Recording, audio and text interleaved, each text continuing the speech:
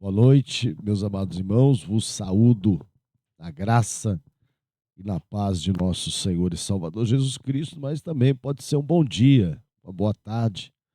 Não sei qual o momento que você estará assistindo, vendo esta palavra, essa mensagem que temos meditado aí diariamente, né?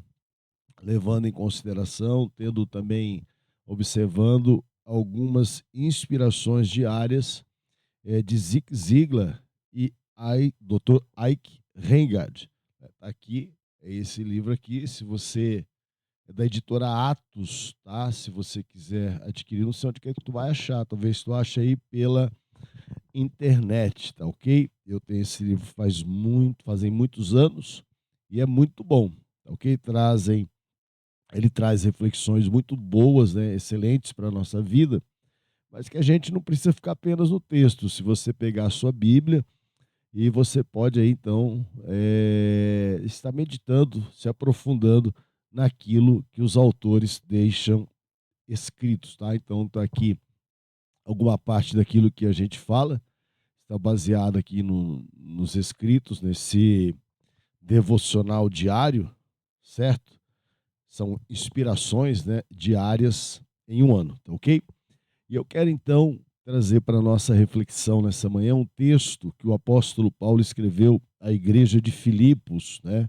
Carta aos Filipenses, capítulo 2, versículos 5 ao 7. Deixa eu só colocar uma coisinha aqui. Espera só um pouco. Espera aí. Isso. Agora sim, tá? Então, carta aos Filipenses, capítulo 2, versos 5 ao 7, diz assim: De sorte que haja em vós o mesmo sentimento que houve também em Cristo Jesus, que, sendo em forma de Deus, não teve por usurpação ser igual a Deus, mas aniquilou-se a si mesmo, tomando a forma de servo e fazendo-se semelhante aos homens. Bem, e o título, não é, deixado aqui por Zig Ziglar, chama-se Deixando um Legado. Ora, essa palavra é forte e é uma palavra que mostra, reflete, melhor dizendo, a maneira de viver de um homem, de uma mulher, de qualquer ser humano, ok? E em qualquer época da história. Veja bem, um legado de uma pessoa ele pode ser lembrado de várias formas, né? Mas eu quero falar aqui do legado imaterial. Quando se fala de legado, normalmente se pensa, o que vem à memória é alguém com avanço no campo da astronomia, riquezas acumuladas. Muitas pessoas, ou em qualquer outra área, na física, na saúde, não é? Nas ciências, na ciência de forma geral. Mas o legado que eu quero falar com você é um legado baseado no legado de Jesus, ok?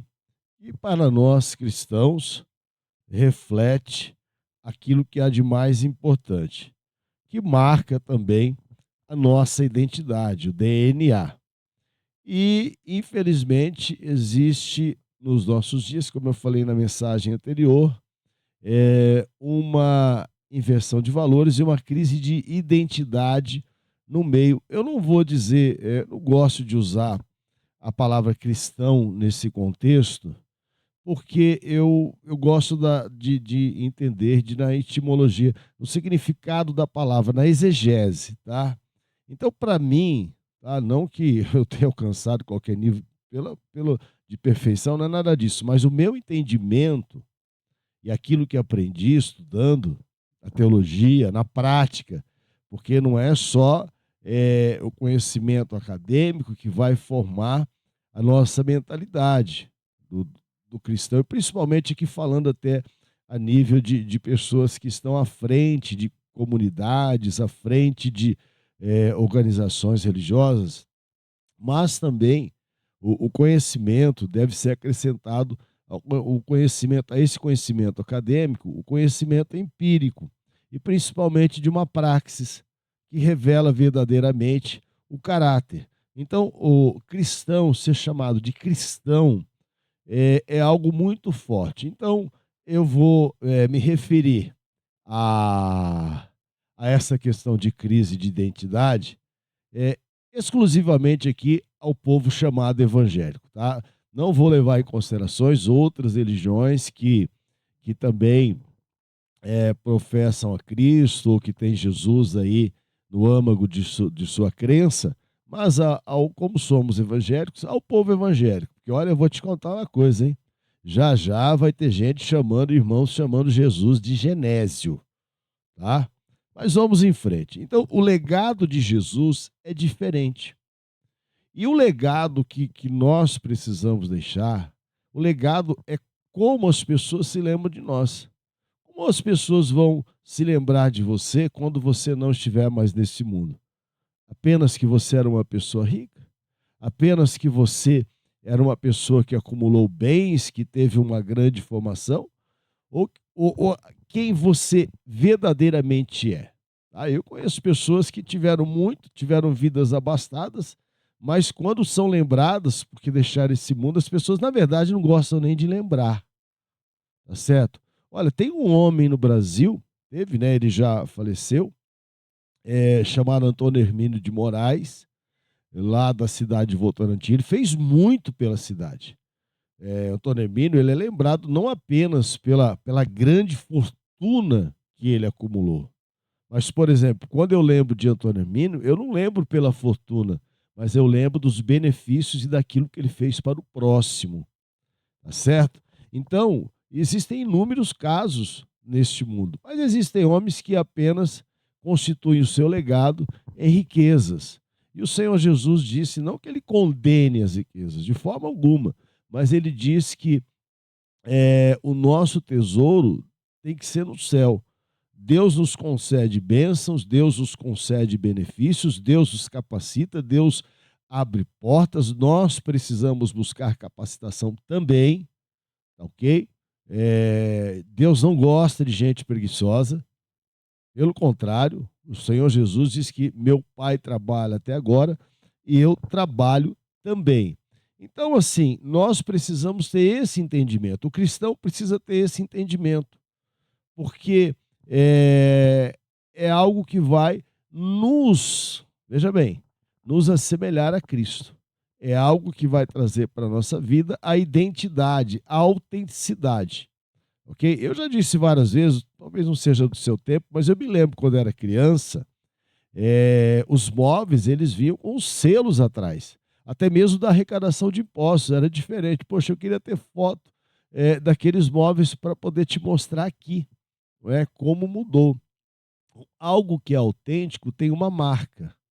A autenticidade da vida cristã, a autenticidade daquele que serve a Deus, daquele que professa Jesus como o único e suficiente Salvador de sua vida, não pode estar e não está baseada de forma alguma esse evangelho triunfalista que ensina pessoas a viverem de uma forma egoísta, egocêntrica, mesquinha e que buscam apenas os bens materiais.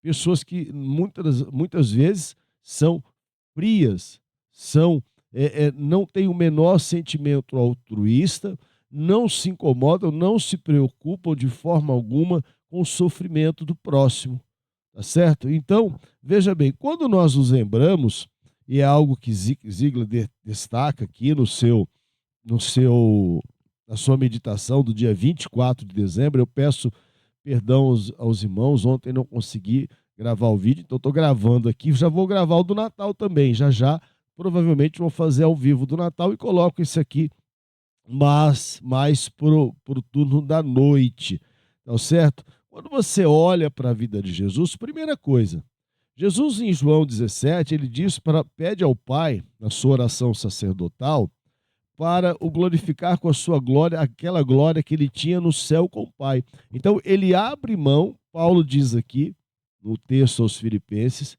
da glória, né? ele sendo achado na forma de Deus, porque Jesus tinha duas naturezas. Jesus tinha a natureza humana e também a divina. Jesus não perdeu a sua deidade quando se fez homem. Entretanto, né, como ser humano, o Senhor Jesus, ele esteve sujeito às mesmas paixões, às mesmas situações que nós vivemos. Então, quando você se lembra de Jesus, você se lembra de um legado, de uma vida de serviço, ok? De uma vida não de poder, mas de doação, e não de conquistar o sucesso terreno. Olha, não que ele seja contra isso de forma alguma, mas eu estou falando de legado, ok? Daquilo que você vai deixar, da forma com que você quer ser lembrado, ok? É isso, quando você olha para Jesus, você se lembra disso, você se lembra de um homem, né, que quando esteve aqui na terra, ele quebrou paradigmas. Jesus, quando esteve na terra, ele se contrapôs ao sistema religioso imperante no momento. Um sistema religioso pesado, um sistema religioso baseado em homens que ali dirigiam e estavam à frente desse sistema e que eram hipócritas, porque eles colocavam um jugo para as pessoas, algo que eles não faziam. Então eles eram hipócritas e para Jesus, na verdade, eles eram serpentes, raça de víboras, tá ok? Mas então, quando você se lembra de Jesus, você vai se lembrar, nós nos lembramos de uma vida de doação, de uma vida que busca alcançar as pessoas. Por exemplo, aquela mulher pecadora que fora pega no ato de adultério, em que a lei dizia que ela deveria ser apedrejada, Jesus lhe concede o perdão. E esse texto, ele é muito forte. Ele é muito forte, porque ele vai de encontro àquilo que está no Evangelho de João, depois do texto áureo. Ele tinha que estar esse texto, capítulo, versículo 17, do Evangelho de João, capítulo 3, ele deveria fazer parte, o versículo 17, do 16. Porque, infelizmente, os evangelhos, e eu por muito tempo também fiz isso, desconsiderar ou nem olhar para o versículo 17. Agora, estudando, aprendi que o texto ele está inserido num contexto e ele faz parte de uma perícope. E aquele momento ali é o momento em que um doutor da lei, em que um fariseu, um membro do templo, do Sinédrio, vai até Jesus, conversar com Jesus, para tentar entender quem era Jesus e o que acontecia, como Deus operava através de Jesus. E nesta conversa, no versículo 16, Jesus diz o texto que todos os evangélicos amam, que é quase, ele só perde para o Salmo 91, para a maioria dos evangelhos. Mas o texto áureo que diz assim: porque Deus enviou o seu Filho ao mundo, não para que condenasse o mundo. Deixa eu voltar aqui que eu estou falando 17. Porque Deus amou ao mundo de tal maneira que deu o seu Filho unigênito, para que todo aquele que nele crê não pereça, mas tenha a vida eterna. Mas aí vem o 17, que está ligado ao dedão, né? Sabe o dedão? Um aponta, 3 voltam, um mostra quem está no céu. Porque Deus enviou o seu Filho ao mundo, não para que condenasse o mundo, mas para que o mundo fosse salvo por ele. Então, quando olhamos para a pessoa de Jesus, no âmago do legado de Jesus, nós encontramos o amor altruísta, que valoriza até mais as pessoas do que a si mesmo. Porque quando você reserva um tempo, e às vezes você abdica de fazer algumas atividades suas para socorrer alguém, para atender alguém, para levar uma palavra a alguém, para ajudar alguém, você está sendo altruísta e você está priorizando mais até a necessidade daquela outra pessoa do que a você mesmo. E hoje, meus irmãos, isso tem sido algo raro. É incomum você ver isso, porque as pessoas estão muito, eh, elas estão muito preocupadas, elas estão ansiosas, elas passam horas. Tem gente que até está tendo que fazer, tem o aler, né, da digitação, do esforço repetitivo, e tem gente que está com ler e tendo que fazer terapia por causa de celular, porque vive na rede social, se comunica com todo mundo e não se comunica com quem está dentro de sua casa. Então, o amor altruísta, ele já começa ali, a gente vai ver isso um pouco mais à frente aqui, nessa meditação, nessa inspiração de Zig Ziglar, que eu gostei demais, sabe? Então, ele vai dizer assim: olha, ele tinha sucesso no céu, ele vivia na plenitude de sua glória, servido pelos anjos, sem preocupações terrenas. Sem nenhuma. Que preocupação que Jesus teria ali vivendo no céu com a humanidade. Mas ele entende o plano de Deus, o plano do Pai para restaurar o relacionamento. Olha que maravilhoso, né? O mais importante para Deus até mesmo a primeira instituição, perdão, estabelecida, criada por Deus na face da terra, é a família. E uma família, ela é baseada em relacionamento, ela é baseada em diálogo. E o que nós percebemos muitas vezes, talvez isso não aconteça na sua cidade, na sua família, só na Nova Zelândia, entre os aborígenes. Aborígene não é não, porque aborígene se reúne para conversar, para traçar estratégias das ações que eles vão praticar no dia seguinte, inclusive de caça, né? Eu participei de uma palestra com professor Marins, que é PhD em antropologia, que fez o seu pós-doutorado na Austrália, estudando o comportamento, né, e as atitudes dos aborígenes. E ele usa isso nas suas palestras para mostrar a estratégia. Como se definir uma estratégia? Como agir no dia seguinte? O dia seguinte tem que ser pensado no dia anterior. Você está entendendo? E quando as pessoas vivem isoladas, né, e eu estou cansado de ver, eu subo para trabalhar de manhã, e eu acho interessante, assim, e triste, uma tragédia, na verdade. Não acho interessante, eu acho uma tragédia. Eu acho um caos dentro do meu limitado entendimento. Mas eu acho um caos. Tem uma família, eles são catadores de produtos recicláveis, um senhor muito trabalhador, admiro demais essa pessoa. Mas a internet chegou na casa deles.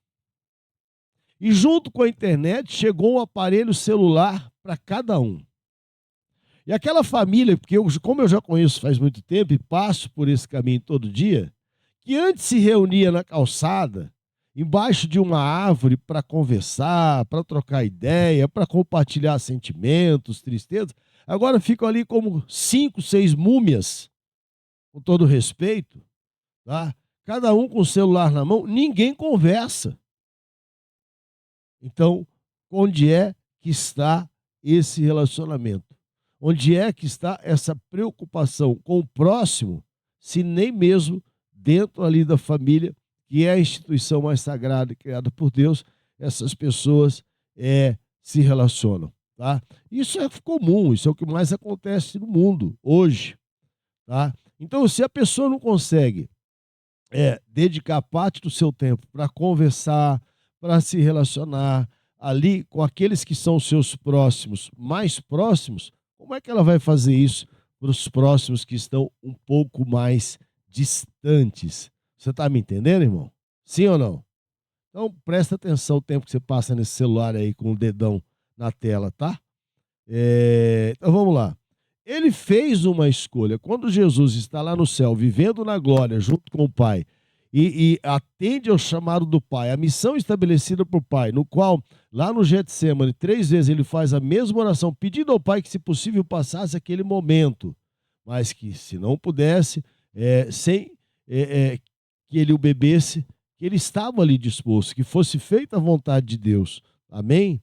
Então ele faz assim, olha, ele faz essa escolha, foi o ato de uma escolha, de nos servir ao extremo, até morrer como nosso substituto. E aí, você que conhece um pouco da palavra de Deus, sabe o significado. Jesus não foi um mártir, né? Jesus, ele foi sacrificado ali na cruz do Calvário, cumprindo as profecias do Antigo Testamento. Aí precisa ler as escrituras judaicas e parar com esse negócio de que o Antigo Testamento serve apenas para estabelecer uma relação com Deus à base de troca.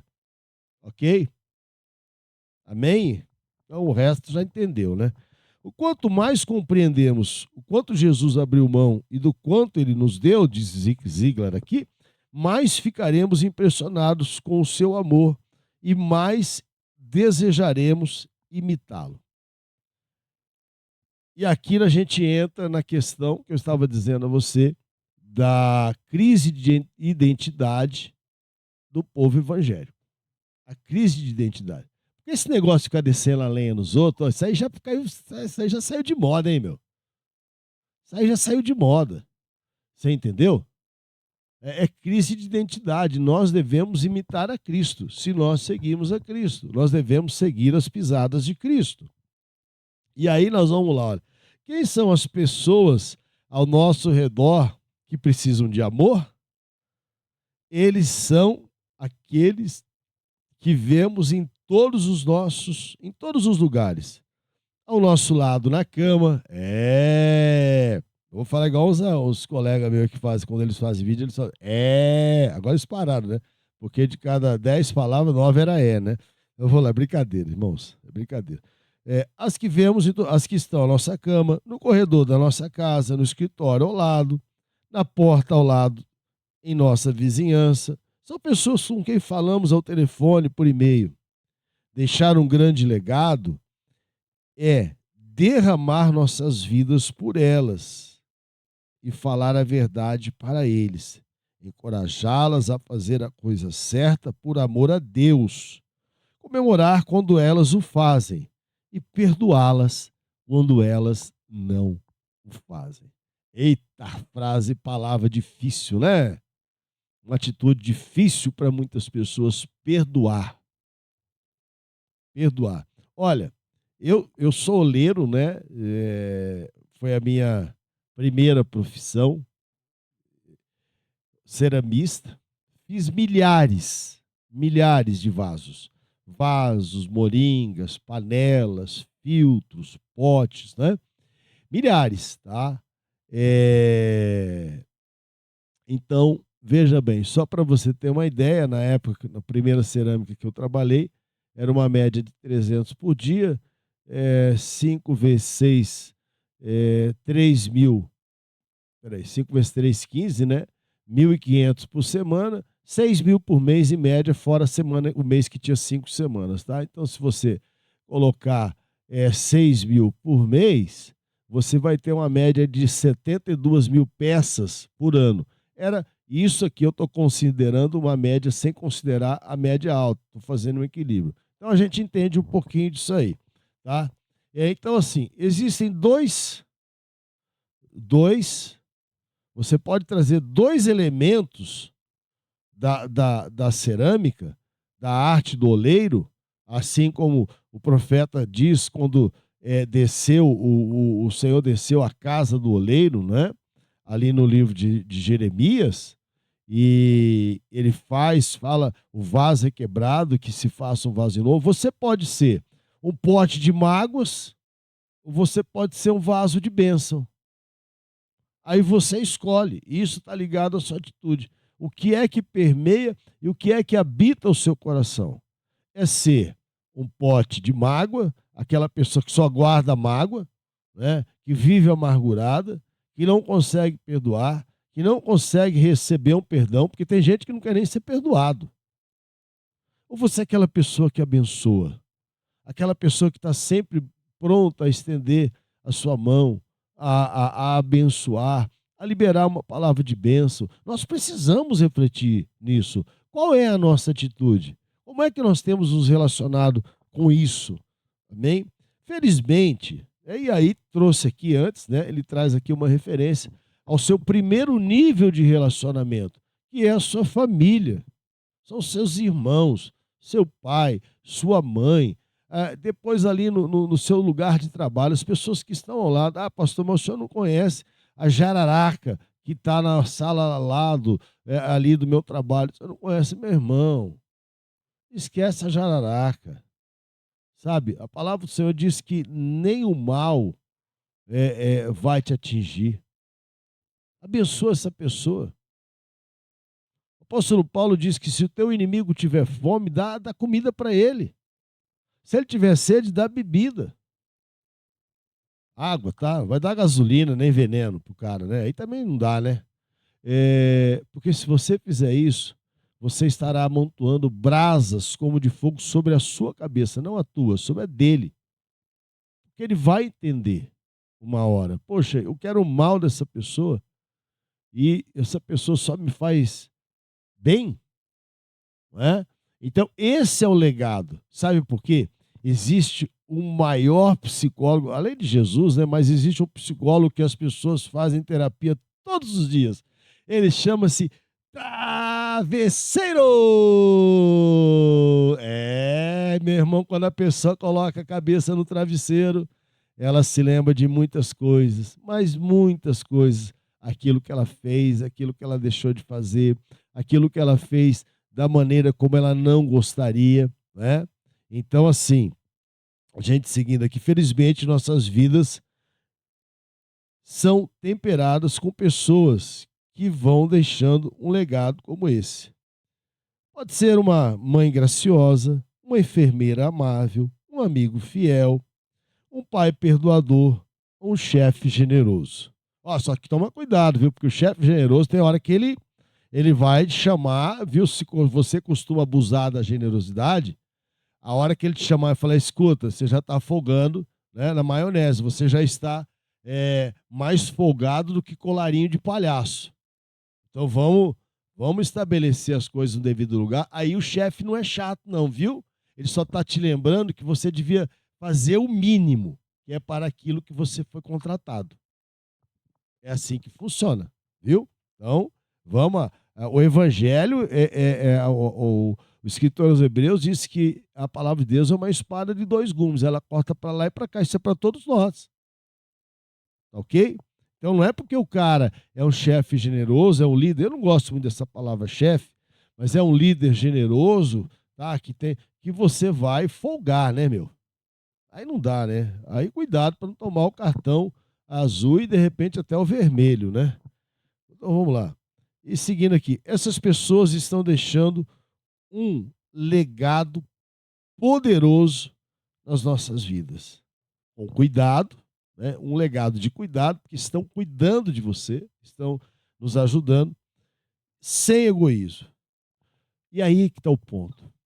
Nós precisamos a analisar a nossa vida. Analisar. Fazer como o boi. Fazer como boi. Você está entendendo?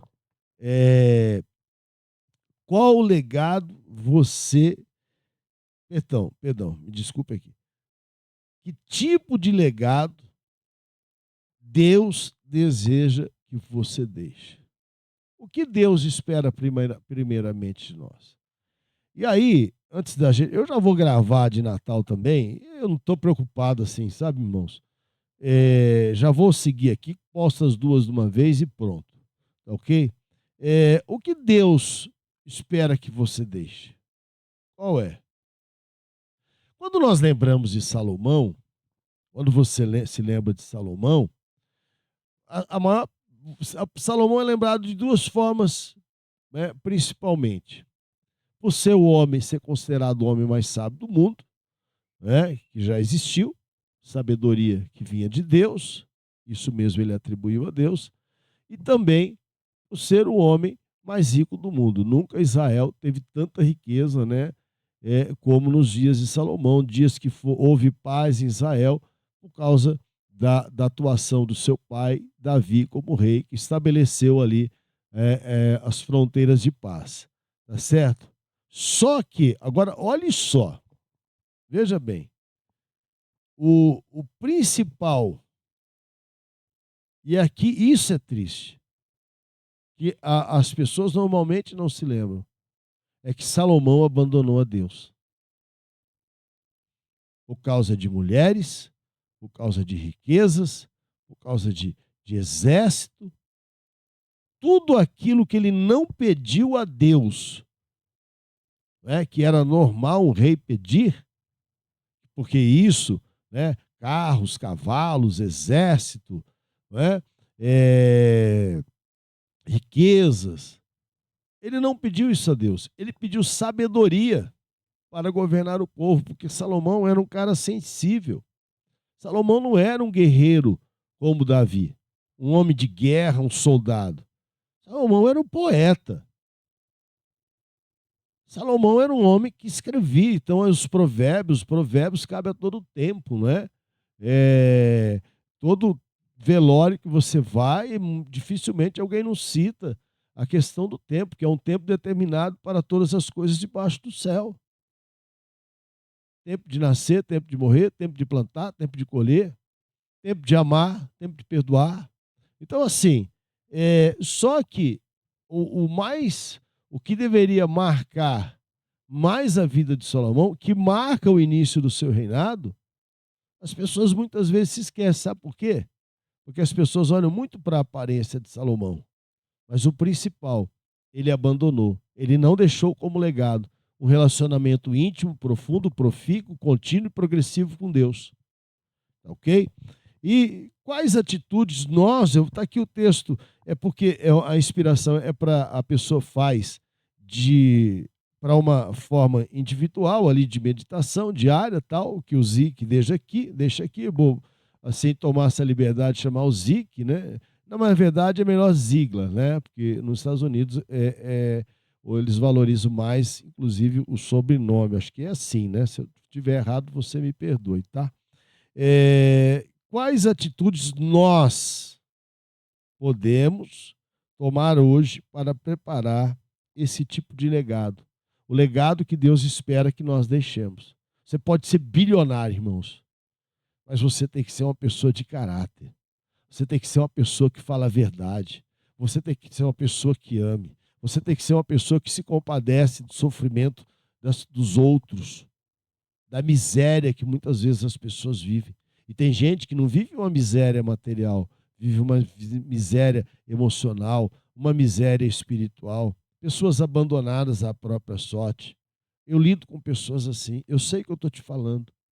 Pessoas que não têm esperança nenhuma, que isso veio de geração em geração, sabe? Nós estamos na 4ª geração e que pela misericórdia de Deus, a gente tem trabalhado mostrando a crianças que estão na 4ª geração que a vida delas pode ser melhor lá na frente, diferente, e não apenas na condição física e material, porque primeiramente eu trabalhei a mente deles, as atitudes, entender o significado do amor, do perdão, da bondade, da misericórdia, entender que o outro erra também como ele erra e às vezes muito mais. Aleluia. Quero deixar aqui a frase do dia 24, que é de George Washington, que diz assim: ninguém tem o direito de entrar nesse mundo e sair dele sem deixar motivos distintos e legítimos por ter passado por ele. Aleluia. Ah, irmão, vou te contar uma coisa. Eu conheço muita gente que deixou pouca coisa material, talvez tal, nada, mas que deixou saudade. Mas que são pessoas que, quando lembradas, quem se lembra até se emociona. Fica com os olhos marejados e muitas vezes as lágrimas descem pelo rosto. Isso não tem preço. Isso é precioso diante de Deus. Isso é precioso diante de Deus.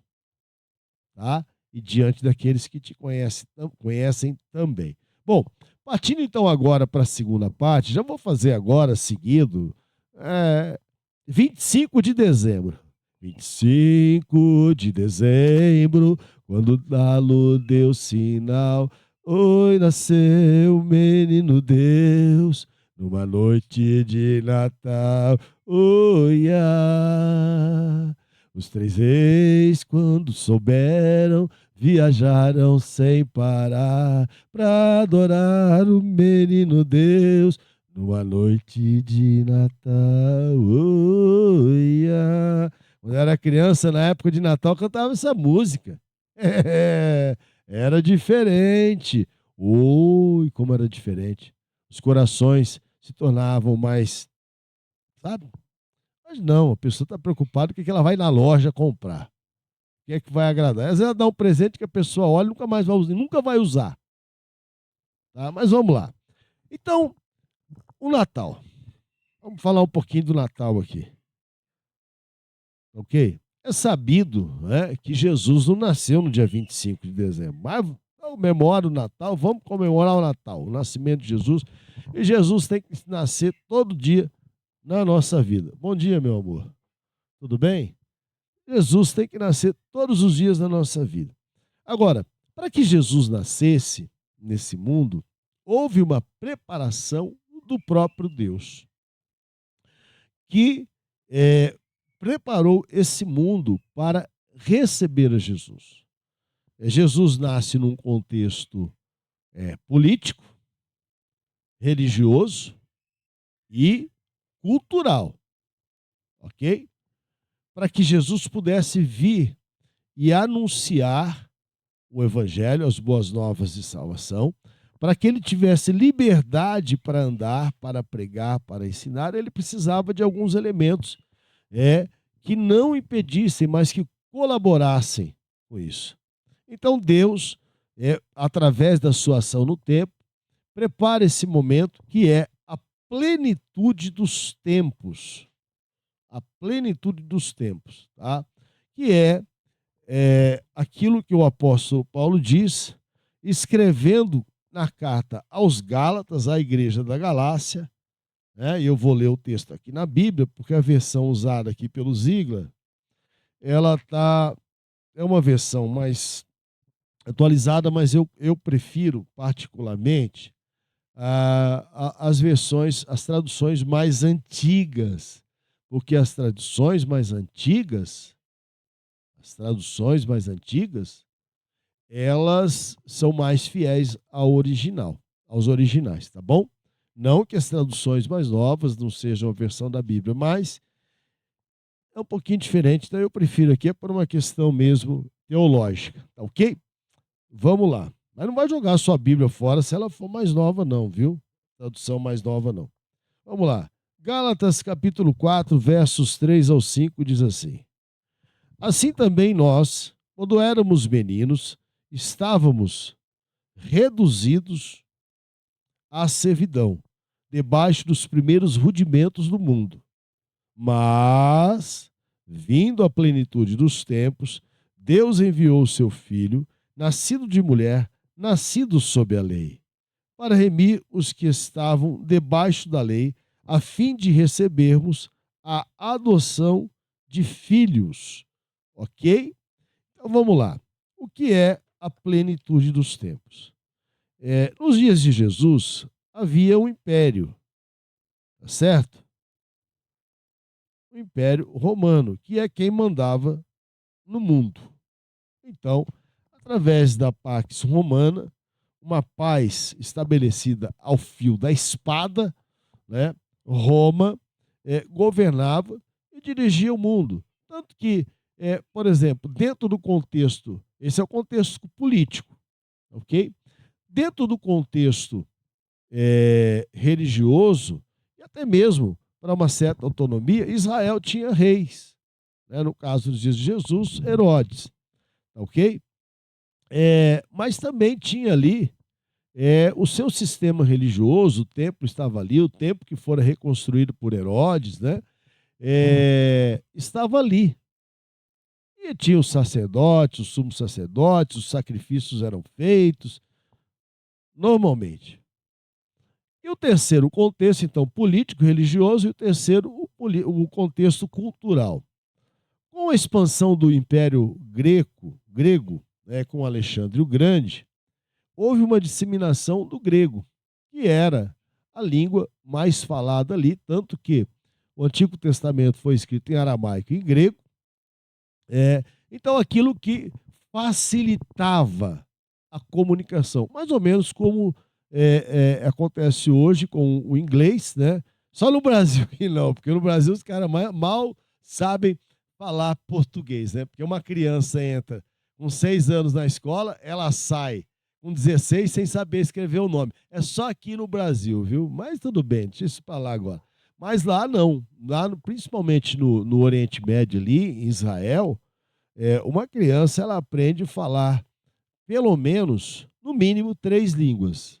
Ela aprende o hebraico, o árabe e ela aprende o inglês. Ali é esse contexto. Então é uma língua comum.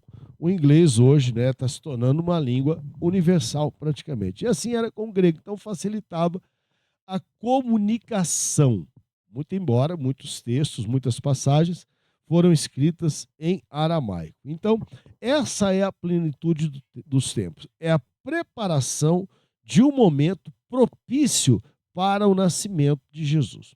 Acontece também ali outros elementos, aí ligados à religião, que é o cumprimento, o cumprimento das profecias, a descendência de Davi, a cidade do nascimento, o local de criação, antes a fuga para o Egito, diz a palavra do Egito, eu te chamei.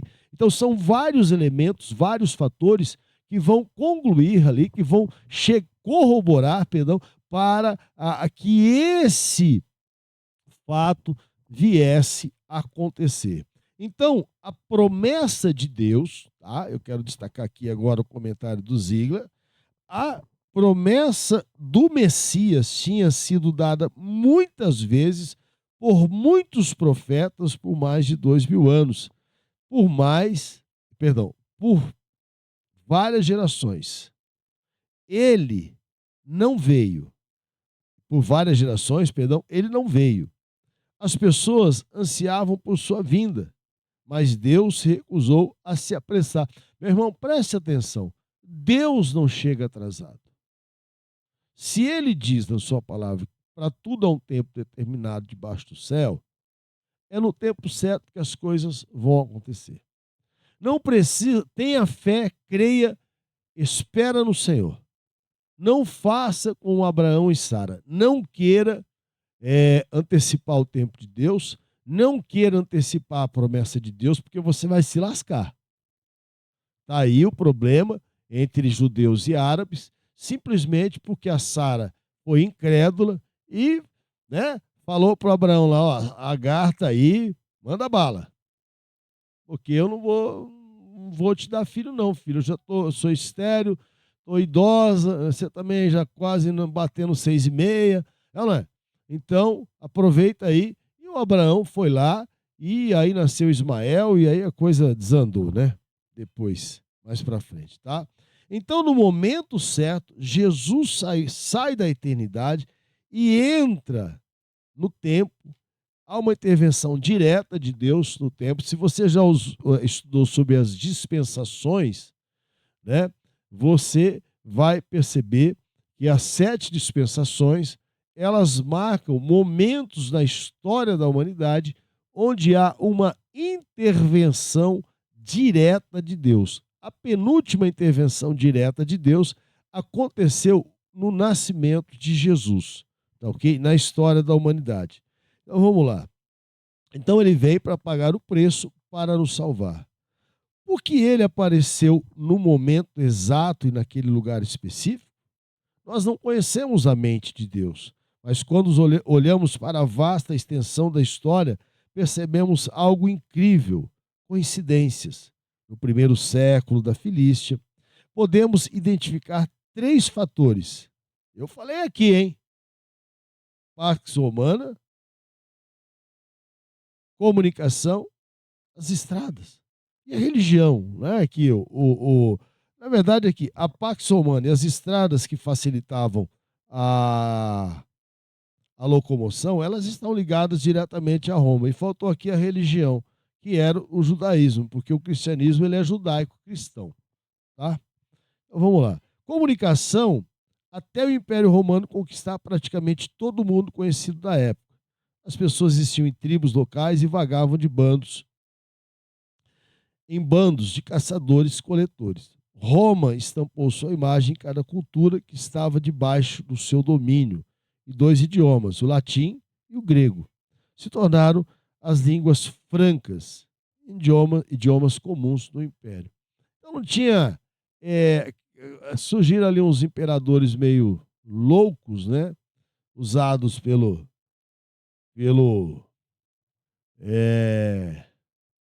como é que o cara usou lá em Goiás? Esqueci o termo que o cara usou de madrugada em Goiás no ônibus, do motorista. Amigo, como é que ele falou? Se eu lembrar já já eu te falo, né? Se referindo ao maligno, né? Então veja bem, nós precisamos entender que Jesus ele chega a esse mundo no momento exato para que ele tivesse liberdade, para que ele pudesse trazer a mensagem de paz, uma mensagem de esperança, uma mensagem de salvação. E que, acima de tudo, meus irmãos, preste bem atenção. Eu falei na primeira parte dessa mensagem que Jesus, ele olhou para aquela mulher pecadora com um olhar de misericórdia e falou aos seus acusadores: aquele dentre vós que não tiver pecado, que atire a primeira pedra. Aos leprosos que eram discriminados, né, ele acolheu, ele purificou, ou seja, os curou. 9 foram embora, não quiseram saber de Jesus, um voltou. Ele perguntou, e isso é profundo, hein? Não eram 10? Onde estão os outros 9? Ou seja, são pessoas, os outros 9 representam, você pode trazer para o nosso contexto. 90% das pessoas só querem as mãos do Senhor. Não querem conhecer o Senhor. Aquele leproso que volta, ele passa a andar com Jesus, porque ele queria conhecer o Senhor. E aqui esse é um fator que vai marcar a sua vida e que vai demonstrar se verdadeiramente você quer ter o caráter de Cristo, se você quer ter identidade com o Senhor. Ok? Aos paralíticos, ele os colocou de pé. Aos cegos, ele deu vista. Aos surdos, a audição. E aos mudos, a fala. Você está me entendendo? Agora existiu mais uma categoria de milagres que o Senhor operou. E esses culminam com o seu poder supremo, que foi a ressurreição de 3 mortos. A filha de Jairo, o filho da viúva da cidade de Naim e Lázaro, o seu amigo de Betânia, irmão de Maria e de Marta. Então veja que não há limite para o poder de Jesus. Então Jesus é lembrado, o legado de Jesus é um legado de doação, é um legado de amor, é um legado de perdão, é um legado de socorro, não é? Então, é dessa forma que Jesus é lembrado, ok? E é dessa forma que nós precisamos entender e que nós devemos desejar que o nosso legado também aconteça. Porque um dia a gente vai partir desse mundo, nós vamos nos encontrar com Jesus, seja no momento em que a senha tocar, ou seja, através do arrebatamento da igreja. Eu espero estar vivo até o arrebatamento. Espero, sim. Tenho fé para isso e quero. Mas o Senhor é conhecedor de todas as coisas e Ele tem o poder sobre tudo e sobre todos, tá ok? E aí eu quero trazer duas perguntas aqui estabelecidas na inspiração diária de Zig Ziglar e Ike Hengard, que é o seguinte: por que esses três fatores foram importantes para a difusão do evangelho após a vinda de Jesus? Cultura, ou seja, a língua, política, o império e as estradas que facilitavam a locomoção, e o terceiro, a religião, tá certo? Segundo, quais são alguns fatores similares que hoje favorecem falarmos de Jesus para as pessoas? Olha, acho que o principal fator hoje, tá ok? O principal fator hoje é esse aqui. Esse pode ser um fator, pode não, é um fator facilitador para a pregação do evangelho. A internet. A internet. De qualquer lugar do mundo, uma pessoa pode ouvir a mensagem. Até fora do mundo, né? Desde que ela tenha uma conexão, que pode ser via satélite. Ela pode ouvir essa mensagem. Esse é o principal fator. Infelizmente, né, aqueles que deviam estar levando Jesus aos corações, às vezes ficam aí sendo coaches. Irmão, vai dar palestra e tudo. A igreja é lugar para falar de Jesus, meu filhão. Vai falar de Jesus, não usa o nome dele, hein? Tá? É Natal, é Natal, é Natal, é Natal. É Natal. Então fala de quem nasceu. Fala de Jesus. E aqui, eu só vou para fechar aqui, existem. Olha como é que o maligno ele mudou o sentido, ele inculcou na mente das pessoas algo assim terrível. Tem duas fases da vida do ser humano que comovem, né, que mexem com o coração das pessoas: bebê, idoso, velhinho, sim ou não?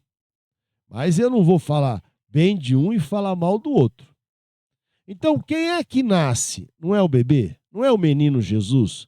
O Natal não é para comemorar a natalidade, o nascimento de Jesus? Só que, meu irmão, em muitos lugares ele não passa do presépio. Em outros lugares, você está entendendo? Ah, Jesus, aleluia, glória a Deus, amém. Só que o maligno, ele trocou isso pelo bom velhinho. Não estou falando mal de velhinho nenhum, porque eu gosto dos velhinhos, tá? E muito. Mas ele muda a figura de um menino que nasce para viver e ser crucificado para trazer a salvação, para a figura de um senhor, uma barba branca, já comprida, né? Ou seja, bastante vivido, com um saco vermelho nas costas, cheio de presente. É algo assim. E agora, essa semana, passou um Papai Noel de chifre aqui em Jaboticabal. Aí é fim do mundo, é para desmatar a floresta amazônica inteira, um negócio desse. Onde já se viu Papai Noel de chifre e capa vermelha? Né? Isso foi pintado aí ao longo do tempo como uma figura do diabo. Né? Então, não estou falando que o Papai Noel é o diabo, pelo amor de Deus, não mistura alhos com bugalhos. Né? Mas é para você entender como é que as coisas elas vão sendo distorcidas. E o outro fator importante, primeiro o nascimento e a morte. É o nascimento e morte de Jesus. A salvação que vem e o plano de Deus que se cumpre. É a Páscoa. Ah, eu também gosto de chocolate, você não tem ideia, só antes for amargo. Gosto demais. Mas Páscoa não tem nada a ver com chocolate, meu filho. Isso que pode comer chocolate não é pecado. Se você comer demais é gula, né? Aí é pecado. Você está entendendo? Páscoa é salvação, é livramento da morte. Assim ela foi celebrada a primeira vez no Egito, é estabelecida como memorial, e Jesus é a nossa Páscoa. E aí tem um detalhe: o animal que representa a Páscoa é o cordeiro, não o coelho, porque coelho não bota ovo, já começa tudo mentira. Né? É o cordeiro que representa Jesus Cristo, o Cordeiro de Deus que tira o pecado do mundo. Isso é Páscoa. Isso remete a comprometimento. Isso remete a relacionamento com Deus, assim como o Natal. Amém? Então, irmão, essa é a palavra de Deus. É assim que a palavra de Deus é. Ela é nua, ela é crua, ela é a verdade. Ela nos leva a confrontar os nossos pensamentos, a nossa fala e as nossas ações com aquilo que Deus estabelece na sua palavra. Tá? Olha, você toma cuidado, hein? Que se estão falando outras coisas para vocês aí, toma cuidado, irmão. Cuidado com heresia, hein? Cuidado. Cuidado, hein? A primeira heresia que aconteceu no mundo foi lá no Éden, tá bom? Então, eu vou desejar, lógico, um Feliz Natal a você, mas a sua família, claro. Mas antes eu quero deixar a frase aqui do Dr.